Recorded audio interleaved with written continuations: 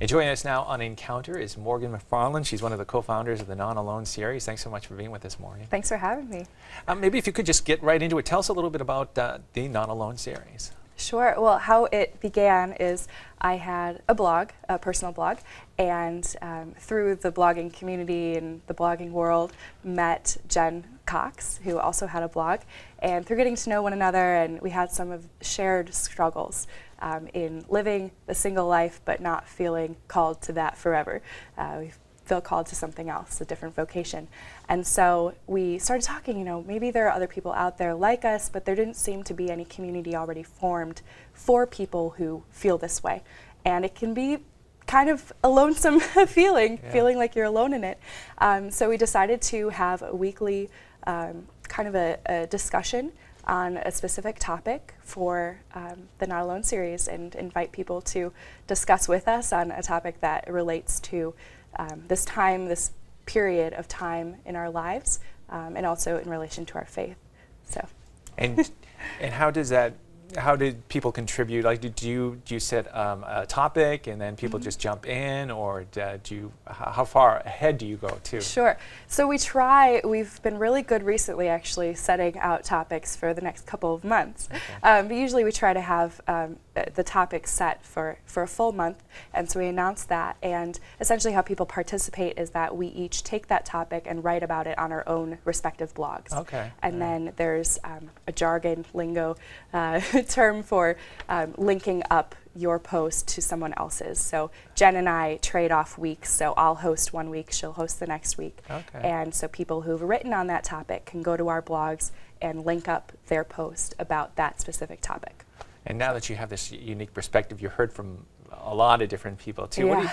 What do you feel, or what are people telling you are some of the biggest challenges that Catholic singles face nowadays? Yeah, I think definitely one thing is, what we were trying to combat is this feeling of being alone, the feeling of thinking that everyone else, the world is obsessed with couples and babies and marriage, and where do I fit in? I'm not quite there yet. Or if you feel called to religious life, I'm not quite there yet either. So you're in this in-between period. And so being able to build solidarity among people who all feel the same way has brought a lot of comfort.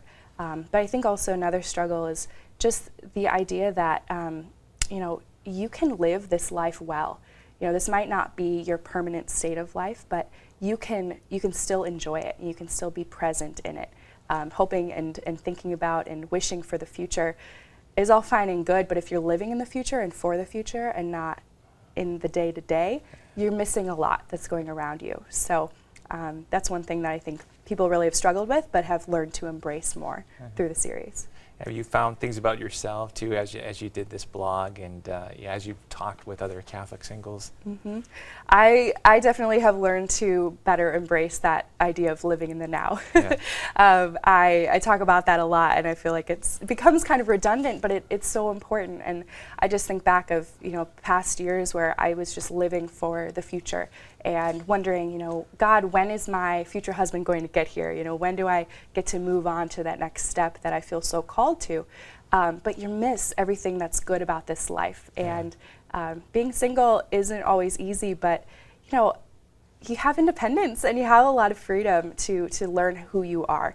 And so I think definitely I've learned to, through talking about it and being able to share that with other people, definitely been able to learn a lot about myself and enjoy this period of my life while it lasts. Yeah. And we're going to talk with Jennifer a little bit later on in the show, but before you go, I just wanted to ask you too, I know you're a Prolife missionary, and I wanted to talk to you a little bit about that too, and what that entails for you and what's that been like for you. Yeah, so I work for an organization called Students for Life of Illinois, and we are a statewide pro-life organization working on college campuses to educate, equip, and empower these pro-life students to become pro-life leaders. So in Illinois specifically, college-age women account for more than 1/3 of abortions, and so we see this population as being really in need of support and love. And so as a mentor, I'm a campus mentor on campus, which is like a pro-life missionary. I go to campus and I help these students become full-fledged leaders, because they are the first responders. A lot of times in college, you're going to reach out to a friend if you're in crisis. And so we want them to be well equipped to reach out to these women and men who feel like they don't know what to do should they become in a crisis pregnancy. So, how has that been for you working in that ministry as well, and what have you been finding with the people that you're meeting? Yeah, I've really learned a lot about just in general, like how passionate and how much potential the young generation of pro-life leaders is.